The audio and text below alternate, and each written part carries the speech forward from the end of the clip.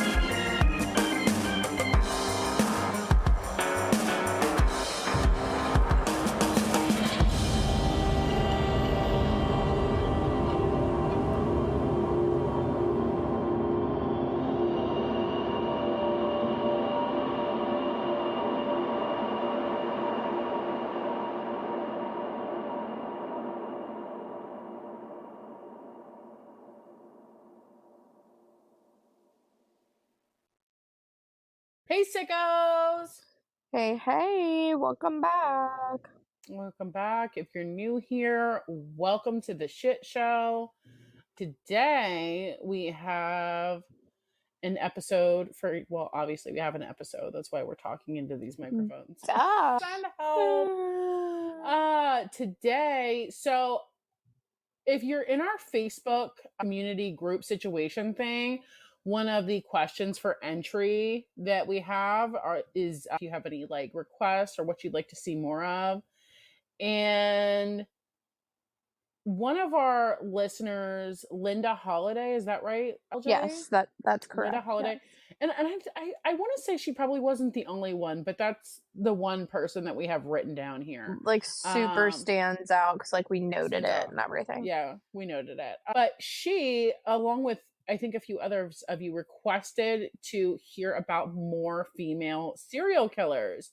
So if you were amongst the people that want to hear about more female serial killers, we have a treat today for you. Wowza! Buckle up, kitty cats. We have a female serial killer. Today we will be covering the case of Kristen Gilbert, otherwise known as the Angel of Death. Hate her for that. Yeah, honestly, she's trash. Hate her, but doesn't sound like somebody I would want to grab a Starbs with. No, doesn't sound like a star friend. But this is what you guys asked for, so this is what you're gonna get.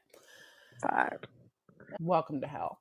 Anyways, speaking of welcome to hell, I feel like, sometimes I listen to podcasts and the people hosting will be like, having a cold today, I'm sorry about my voice or whatever. And I'm like, girl, don't apologize. I'm gonna be that person right now.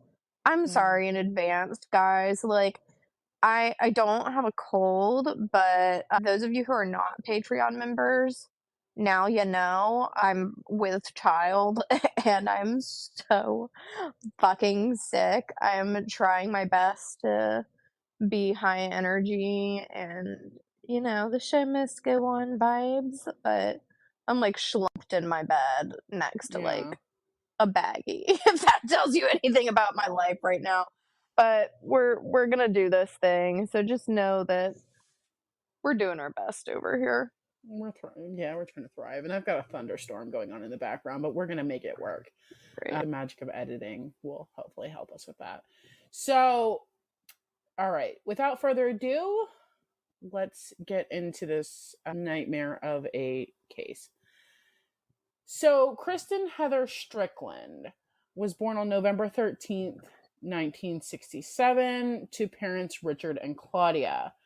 She had one younger sister, and her father worked as an electronics executive, whatever that is. I'm guessing like an executive of an electronics company. I don't know. That's just what I found.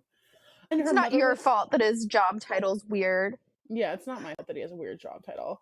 Now, her mother was a homemaker and a part-time teacher. I'm assuming like a substitute teacher.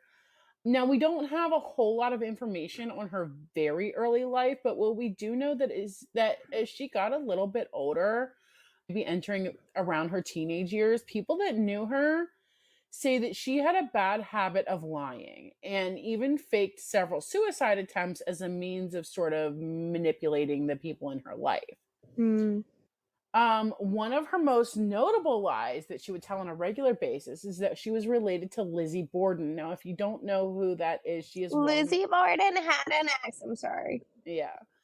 If you're a card-carrying member of the Council of Spooky Bitches, you probably do know who Lizzie Borden is. But if you don't know who Lizzie Borden is, she was well known for the axe murders of her father and stepmother in the 1800s, and you can still visit the Lizzie Borden house today in Fall River, Massachusetts. Morbid actually has a great episode on Lizzie Borden. If you like the historical cases, go check that out. But, you know, I thought that was a kind of a telltale sign of things to come in hindsight. Right. It's like almost like she like low-key idolized her or something. Yeah, no, exactly. Like she thought it was a flex. Yeah, she thought it was a flex being related to an axe murderer, which was, you know, people probably most people like better wouldn't attention claim to them. that. Right. Yeah. Now, additionally, court records indicate that she had on several occasions made violent threats towards others, beginning when she was a teenager. Despite this, she did graduate high school in 1986 and went on to college at Bridgewater State College in Bridgewater, Massachusetts. Now, here it is said that she was kind of back on her bullshit with the fake suicide attempts. And as a result of this, she was ordered by school officials into psychiatric treatment. Now, because of all of this, she would ultimately end up transferring schools twice. First to, I'm sorry if I'm saying this wrong, Mount Wachusett Community College in Gardner, Massachusetts in 1987, and subsequently to Greenfield Community College in Greenfield, Massachusetts. Now, despite all of these hurdles, self-inflicted hurdles really, but despite all of them, she did graduate with a nursing degree and she became a registered nurse in 1988. Later that same year, she married her husband, Glenn Gilbert, and together they had two children, Brian and Raymond. Now, at some point prior to finishing her degree, Gilbert did briefly work as a home health aide for the Visiting Nurse Association of Franklin County. And it was here that more red flags arose when, whilst bathing a disabled child, she allegedly scalded the child with extremely hot water. Yeah. Baby. Yeah. Now, despite all of this fuckery that has gone on thus far, in 1989, Gilbert began working at the VA Medical Center in Northampton, Massachusetts. Now, pretty early on, the other nurses began to notice an unusual number of deaths on Gilbert's watch, but nobody really suspected any foul play, and they even began to jokingly refer to her as the Angel of Death. Oh, I don't love that. Like, if it's bad enough where you're like giving her a freaky little nurse nickname, then it should be bad enough where you're like taking an inventory and being like, that's suspicious. That's weird. Yeah, that's what I'm saying. Hate it. Now, I will point out that despite the increase in deaths on her watch, Kristen was quite well respected by her colleagues. She was described as being very competent and also calm under pressure, which served her well in emergency situations such as, like, codes and things like that. Right.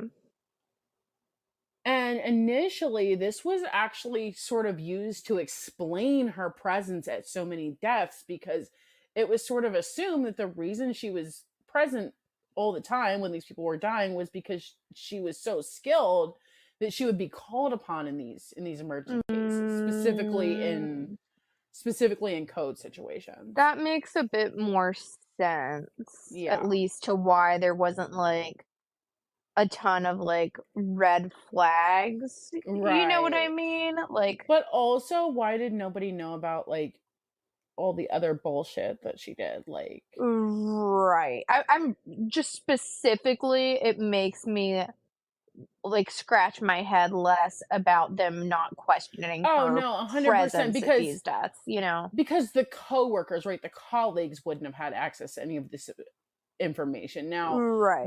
we can say maybe hospital administration, whoever's in charge of doing the hiring, should have did a little more digging, but Sure.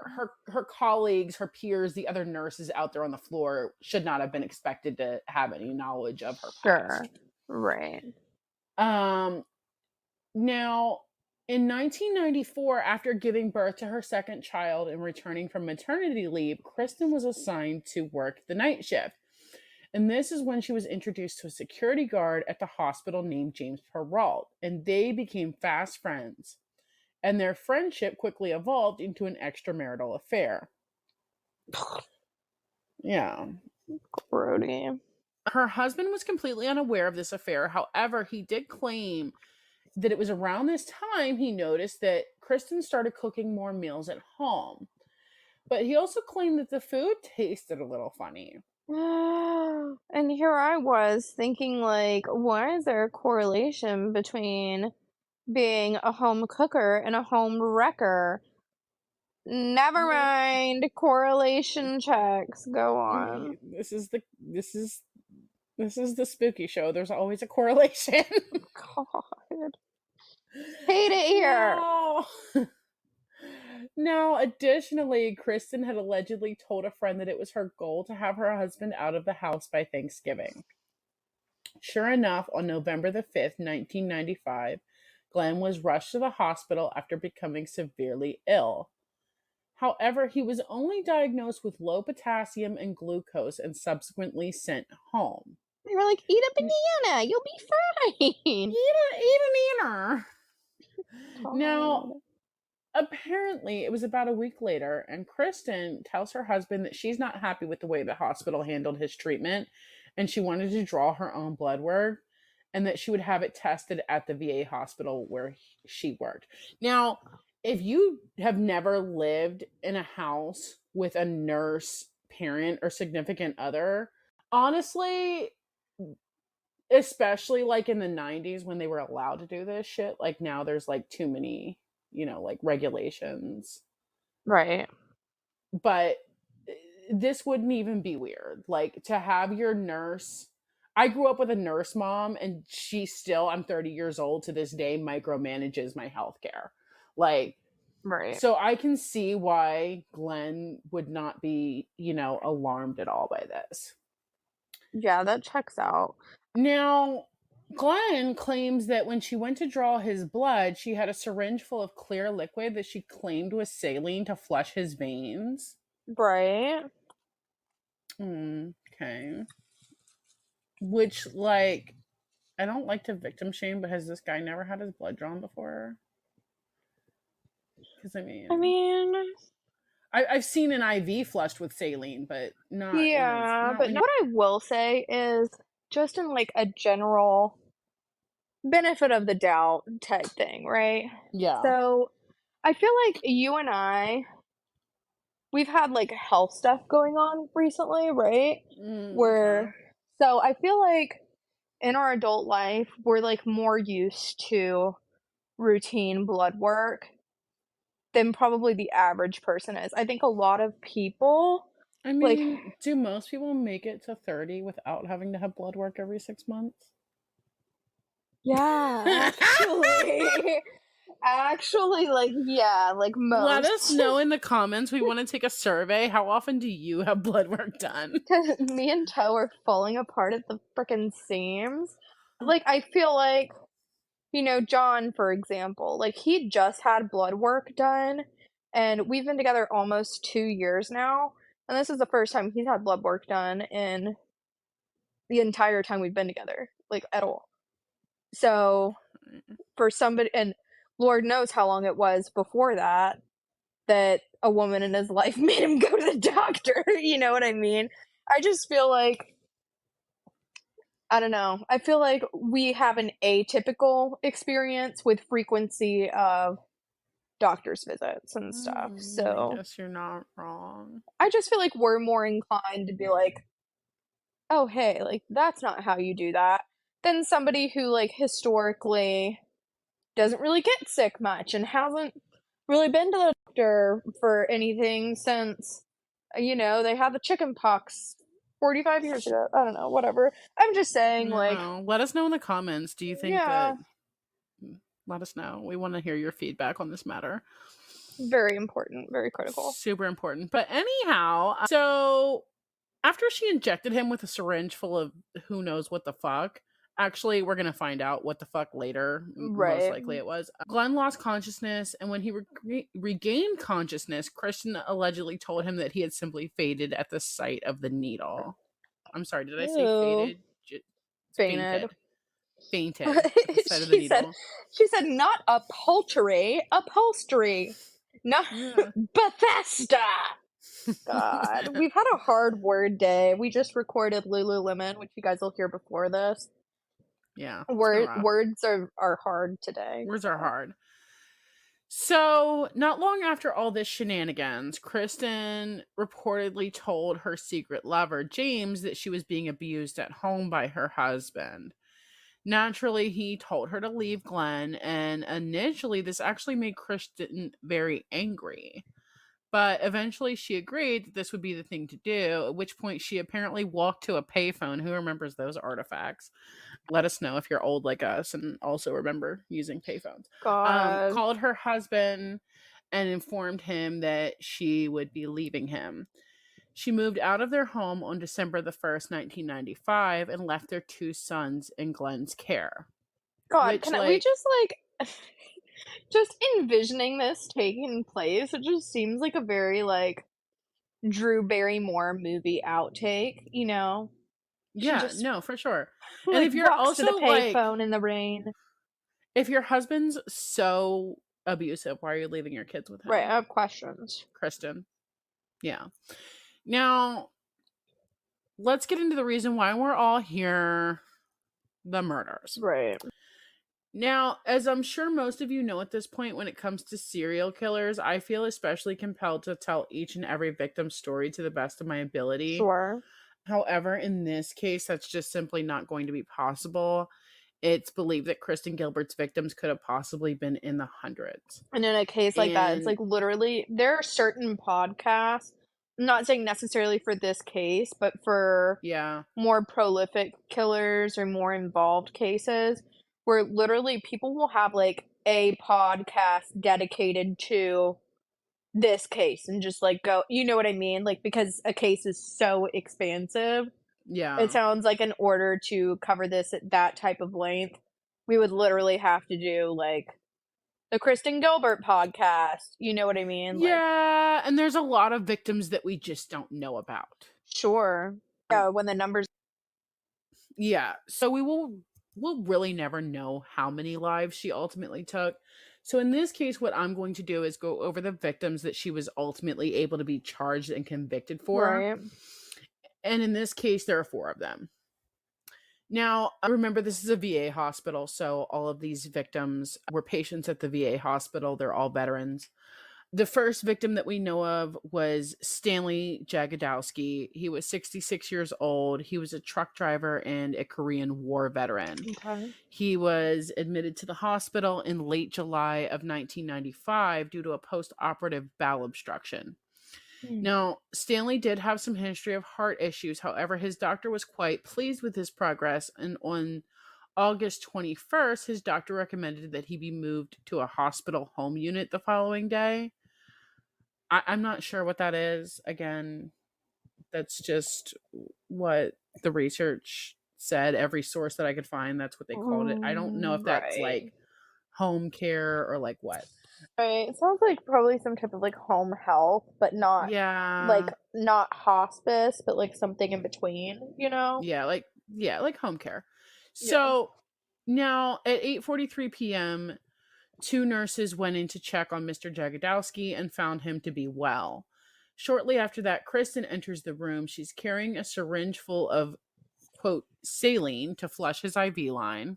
She said, quote, Yeah, I mean, does that story sound familiar? saline for real or for fake? Well, find out soon. Stanley subsequently went into cardiac arrest and ultimately died a few hours later. Now, although he Meow. had been perfectly fine just moments before, his history of heart problems masked any suspicion of foul play, and an autopsy was Oh. never performed. And of course, he was His, like already super sick from complications, so like not yeah, outside of the scope of possibility that something could have taken a turn. Very easy sure, for that to get like, for that to slide under the radar, I guess. absolutely. His cause of death was listed as natural causes on the autopsy, on Mhm. his death. I'm sorry, not autopsy because an autopsy was never performed, but on his death certificate. Right. The next victim that we know of was Henry Houdin, a 35-year-old Air Force veteran. In December of 1995, he was admitted to the hospital with vomiting and diarrhea. Upon examination, it was noted in his chart that his cardiovascular system was checked and showed no signs of any issues there. Right. Um, Now, Henry was a regular patient here at the VA hospital. While stationed in England, Henry had found himself trying to break up a fight at a local pizza place. And in this attempt, he unfortunately sustained some pretty serious injuries. He suffered a detached retina Oh and damage to, yeah, and damage to his frontal lobe. And he was in a coma for 3 weeks. His god, sorry sister, for the involuntary squawk, but yeah, detached retina just horrified me. horrifying, right? And like in a little squabble, like a little fist fight, like, Right, like, his eyeballs just be popping out willy-nilly like a pug. yeah. I hate it. Jesus Christ. Not the pug. I Okay. can say that because my pug lost an eye similarly. Not in a pizza fight, but, just with ease. So, Okay. When anyway. did you have an eyeless pug? I'm not even gonna touch on It that. was my childhood dog. Long story. Anyway, his name was Big Al, named after my preschool crush. I hate every second of this. Okay. Go on. So his sister went on to explain that when he awoke from his coma, he wasn't at all the same as before, and he was quickly diagnosed with schizophrenia. Now, Henry was pretty well used to the psychiatric ward at the hospital, but this time he was placed in Ward C, which was the ward Kristen Gilbert worked on. Hmm.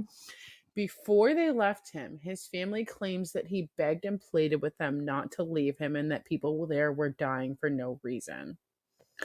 His family unfortunately just assumed that this was one of his delusions, and just about an hour after his family left the hospital, Henry went into cardiac arrest. That is so He's freaking sad and so hard for the family because when somebody is suffering from that type of mental illness, you are going to be routinely dealing with things like, paranoid delusions and stuff like that.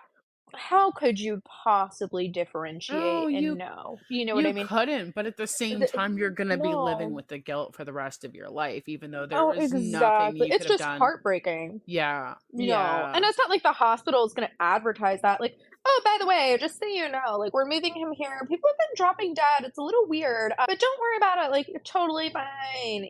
Like, obviously, they aren't gonna, like, just toss that on your, like, check-in paper. You know what I mean? Like, no, no, there's no, no way they could know. It's just so sad to hear that. yeah.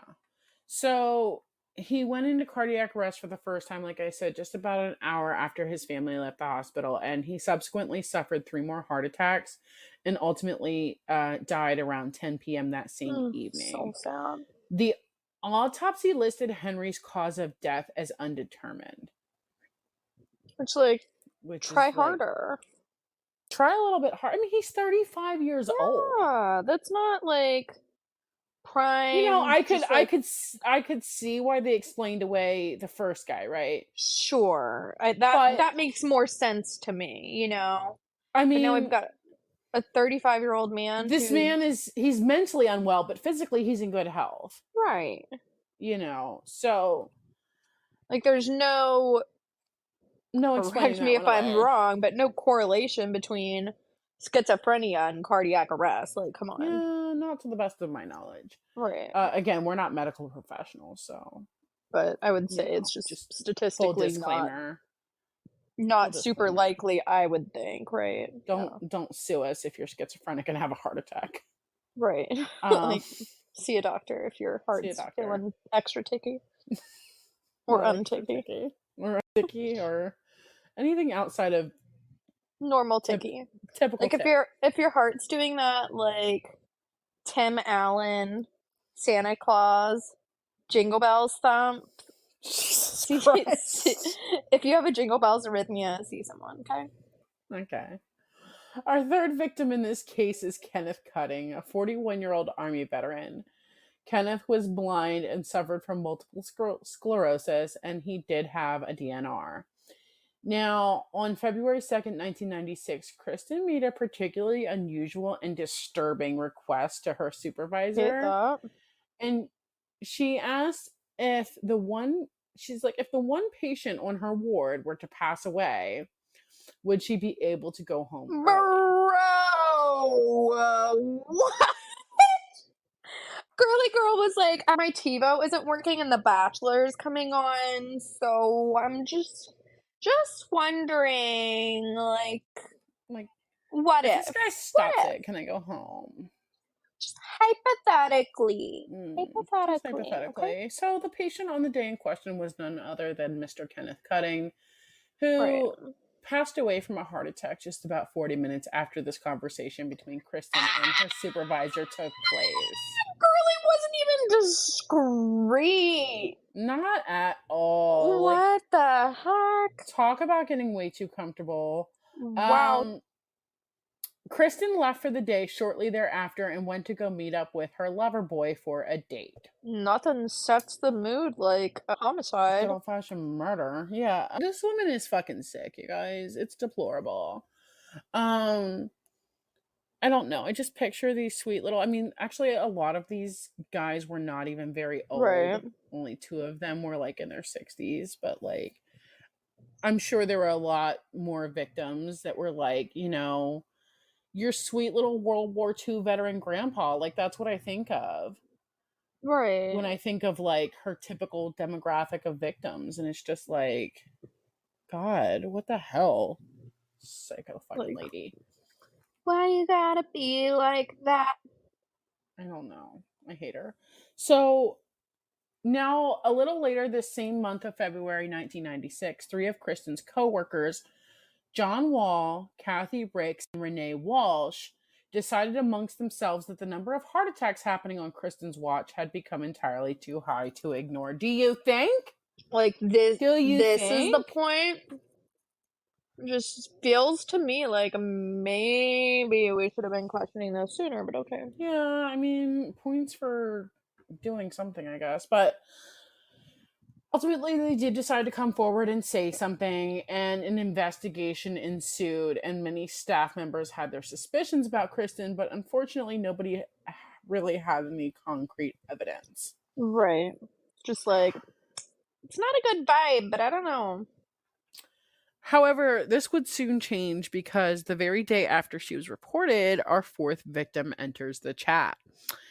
Edward Squira was a 68-year-old World War II veteran. He was admitted to the hospital on February 15th, 1996 for chronic alcoholism. He had been transferred transferred from an inpatient treatment facility and found himself on none other than Ward C, where Kristen worked. Oh, C for crisis. C for a lot of things. C for God. cunt bag, murdering bitch. That was specific. Yeah. Um, that same day, he suffered a heart attack and subsequently died 3 days later. His cause of death was listed as a dissecting aneurysm, and no autopsy was performed once again. Okay, so real quick, we know that one, I'm not an observant bitch, okay? And two, I'm drugged into oblivion just to get through my days right now. So Hmm. please correct me if I'm wrong on this, but is this specifically is Unit C just a psych ward? Like is that like exclusively a So, psych? so no, it's not a psych ward. Actually, it is an intensive care unit ward. Gotcha. Okay, the So, reason why I was asking was just because, like, if it was psych, right? Like, if it's specifically, like, psych specific, my brain was going to, like, well, wait, why are we, like, literally just making a fuss about cardio deaths? Because to me, it seems like that would be, like, statistically improbable to have, like, so even many cardiac deaths on a one, psych ward. much less Yeah. for, like, in a condensed period of time. Yeah, no, it was an ICU ward, which again is probably another reason why she got away with it for as long as she did. Sure. Yeah, that makes more sense than Now, psych, at least. for sure. Okay, now, as I previously stated, the staff had their suspicions about what Kristen was up to, but they needed proof. And they were just about to get a break because around the time of the fourth victim, Edward's death, it was discovered by hospital staff that 3 vials of epinephrine were missing from their supply. Wow, Now, sounds a lot like a concern. yeah, now epinephrine can cause cardiac arrest if it is given in a large enough dose. Mm, Now, at this point, the investigation, which it started out internally, and when I say internally, do keep in mind this is a VA hospital, so it is run by the federal government. So, this is federal property. So internal, right. but still the feds. But at this point, the investigation has been handed over to the state police, and all staff members at this point have been interviewed. And the death rates on shifts that Kristen was working versus the shift that she wasn't working were compared. It was found that the death rates on her watch were around triple that of other shifts. Mm. Meanwhile, Kristen was aware of this ongoing investigation and she ever so conveniently took medical leave from the hospital, claiming to have injured her shoulder on the job. Her lover, James, believed Kristen to be innocent and was providing her with regular updates on the investigation. On March 8th, 1996, Kristen was interviewed, and she, of course, claimed in this interview that the high number of deaths was a mere coincidence, and she even claimed that the numbers actually looked worse because she was so good at running codes that her colleagues would come looking for her whenever there was an emergency. The investigation continued, and as this was going on, Kristen's relationship with her lover became strained, although at this point he still wasn't aware of what she had done. He still believed her to be innocent. Right. In June of 96, James attempted to end their affair, and Kristen subsequently checked herself into a psychiatric facility. During the preceding weeks, Kristen would find herself in and out of several psychiatric facilities for a few days at a time, and it was during one of her stays that she finally confessed her crimes to James. Hmm. James immediately took this information to the police, and it took a small amount of Thank coke. God. I'm so sorry. It's just Yeah, like you hear so often where a confession's made and nobody like does anything. It's just yeah. Good like job doing your thank person God. job, James. Like suck. Yeah, way to not suck. I mean, you're a little brainwashed in the beginning, but it's easy to be manipulated when you have feelings for somebody, and when you found out the Sure. truth, you did the right thing.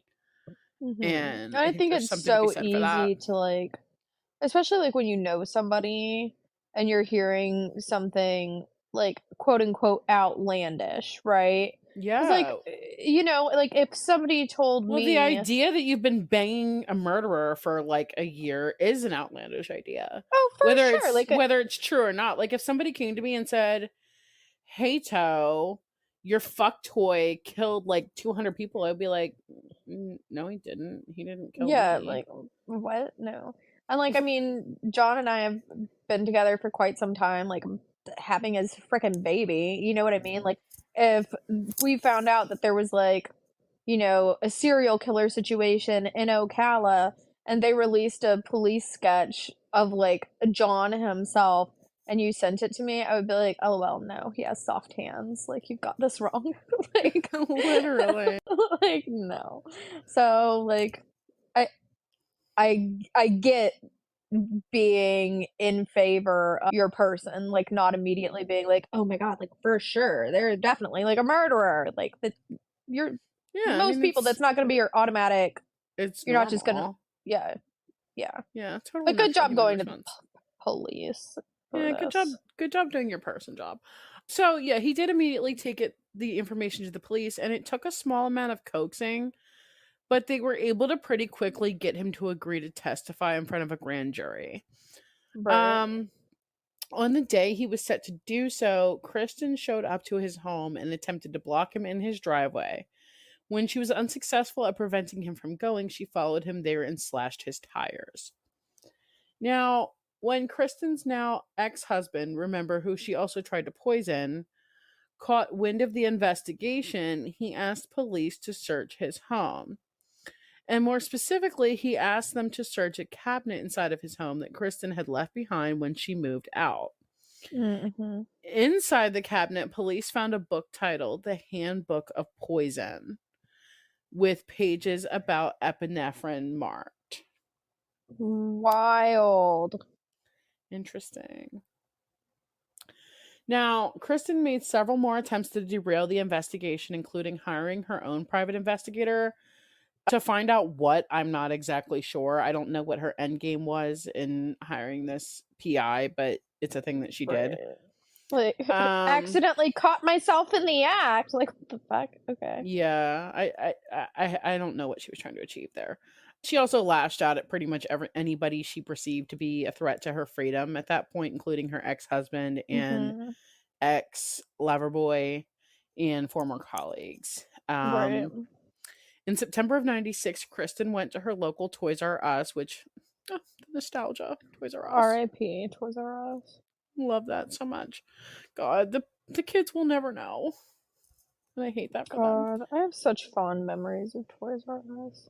Me too. And it just like makes me sad that we can't take the children there. Anyways, she went to her local Toys R Us and purchased a toy called a Talk Girl Jr. And I guess this was a voice recorder that had the ability to change your voice. Um so using good old star 67, she disguised her phone number and called her now ex-husband and left a message on his answering machine saying, quote, "I just want to say goodbye for the last time. Goodbye." End quote. Bro, I'm so over her. Literally, she's a nut. So later the same day, she called the security desk at the VA hospital where James worked. And he was working that day, and she made a bomb threat. She stated during the phone call that her motive was justice for veterans of the Persian Gulf War who had been exposed to chemical weapons. Seems legit. Yeah, she claimed that there were 3 bombs in the building and that they had 2 hours to evacuate the hospital. The hospital was, of course, evacuated, but nothing was ultimately found. Now, Shocker. this jackass doesn't stop here. No, she continues making a myriad of threatening phone calls to the hospital, to James, and eventually police kind of start to catch on. So, an investigator is tasked with staking out her apartment, and sure enough, Kristen walked to a payphone and placed a call to James Peralt, after which the investigator was able to lift her index fingerprint off of the phone. And this gave police sufficient grounds to search Kristen's apartment, where they found her fun little talkie toy And she was indicted for phoning in the bomb threat, which is a federal offense. This is a federal building. Thought she was slick, but she wasn't even. Yeah, she wasn't even. She would ultimately be sentenced to 15 months imprisonment for that offense in 1998. But the good news is at this point, she's locked up. So they have, Right. and we see this tactic used in a lot of cases where, they're like, okay, we're just going to lock you up for something so that we can keep you from doing more murdering while we Like, gather enough investigate the murder. evidence to charge the murdery stuff. Right. Yeah, investigate the murder that we know you already did, but we can't prove because you thought you were slick. Now, while she sat awaiting trial for the bomb threat, the murder investigation continued, and this included the exhumation of the bodies of Edward Squira and Kenneth Cutting and Stanley Jagodowski God. to be tested for the presence of epinephrine. Investigators also interviewed victims' families. And finally, on November 20th, 2000, Kristen's long-awaited murder trial began. Over 70 witnesses testified and over 200 pieces of evidence were introduced. Both James and Glenn testified against her, and the prosecution argued that Kristen enjoyed creating emergency situations in an effort to show how competent of a nurse she was, and possibly even to impress her boyfriend. It was also revealed that between August of 1995 and February of 1995, 135 vials of epinephrine were used in Ward C. And of those vials, hospital records indicate that 88 of them could not be accounted for. I was gonna ask, what a shitty ratio that is. That sure is a ratio, and it sure is shitty. So, Kristen's defense team attempted to argue that there was no direct evidence linking Kristen to these deaths, and that the hospital's record keeping was subpar, and those bottles of epinephrine could have simply been expired and therefore disposed of. Now, I will say they do have one thing right. I think their record keeping is subpar if 88 bottles of a potentially lethal substance can go missing and nobody noticed for a whole year. That's a problem. At the bare minimum, it's a problem. I will give. And I don't know if this was standard practice in the 90s. I know, just from what I know, having a lot of friends and family in the medical field, I know that would not fly today. Absolutely not. That would be caught yesterday. Yesterday, yeah. So, but I digress. So, despite the compelling argument, insert eye roll here, on March 14th, 2001, Kristen Gilbert was found guilty on 3 counts of first-degree murder, 1 count of second-degree murder for the 4 victims that we discussed earlier, and 2 additional counts of attempted murder. Although, once again, it's estimated that her victims could have been in the hundreds. She was also acquitted of an additional attempted murder charge. Which really was busy. Yeah, at least she's going away. So that's the good news. Now, although Massachusetts had abolished the death penalty 15 years prior to this conviction in 1984, these crimes did occur on federal property, so the jury could have sentenced Kristen to death. However, the jury could not unanimously agree to the death penalty, and ultimately on March 27th, 2001, Kristen was sentenced to 4 consecutive life sentences without the possibility of parole, plus an additional 20 years. She is currently serving her sentence in a federal prison in Carswell, Texas. Kristen did have plans to appeal initially, however, she dropped her appeal due to the possibility of the death penalty being put back on the table. Honestly, if she had the nerve to appeal it, I would have been like, yeah, no, because you appealed it, actually, I'm gonna kill you. So that was probably a good move on her part. Yeah, it's probably a smart, probably the best choice she's ever made, honestly. Honestly, the only good one. The only good. So that's the story of Kristen Gilbert, female serial killer extraordinaire. You guys asked for it. You got it. Hater SM. Hate her SM. So yeah, if you, I hate to say enjoy this, but if you feel like By you the might want to, loosest definition, if you took. by the loosest definition, if you enjoyed this content, if you feel like you might want to hear more fucked up shit, give us, a follow, like, subscribe, whatever the thing is to do on whatever platform you're listening on. Super duper need 5-star reviews. That's what gets us viewed so that like other people hear us. And the more that people hear us, the more that we have options to get like paid ads and stuff, right? Then we Yeah. don't rely on like Patreon subscriptions and whatever to pay the bills. Like other people are paying them for us and for you, so we can just keep bringing. Exactly, which is our goal, because this does cost money to, believe it or not, podcasts have bills. We have a lot of them. Right, and we also work full time as well, and it's very time consuming to outline and record everything by ourselves, research, all of that. But we love you guys and we love doing this. So Yeah. And if you are interested in bonus content, if you can't get enough of LJ and Toe shenanigans, you can check out our Patreon, which we are currently offering a 1-week free trial on. yes, smash that button. Smash it, baby. Okay. And I think the next episode you will be hearing is dun dun dun dun. Abby Choi, Hong Kong socialite, hosted by our dearest LJ. God, that's such a wild case. I'm just throwing that out there now.